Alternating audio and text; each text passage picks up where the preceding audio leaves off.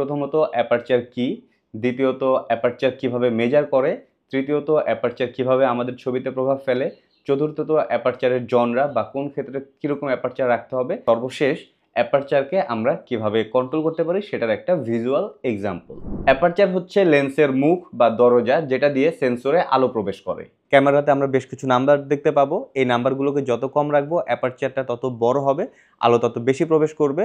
আবার অ্যাপারচার নাম্বারটাকে যখন আমরা বাড়িয়ে দেবো আলো তত কম প্রবেশ করবে, কেননা অ্যাপারচারটা তখন ছোট হতে থাকবে। সো লাইট ব্যালেন্স করার সাথে সাথে অ্যাপারচার দিয়ে আমরা ডেপথ অফ ফিল্ডকেও কন্ট্রোল করতে পারবো। লাইক আমরা যদি অ্যাপারচার নাম্বারটাকে কম রাখি, যেহেতু অ্যাপারচার নাম্বারটা কম রাখলে আলো বেশি প্রবেশ করছে কারণ মুখটা অনেক বড় থাকছে, একই সাথে আমার ডেপথ অফ ফিল্ডটাও কিন্তু কম থাকতেছে, ব্যাকগ্রাউন্ডটা অনেক বেশি ব্লার থাকতেছে।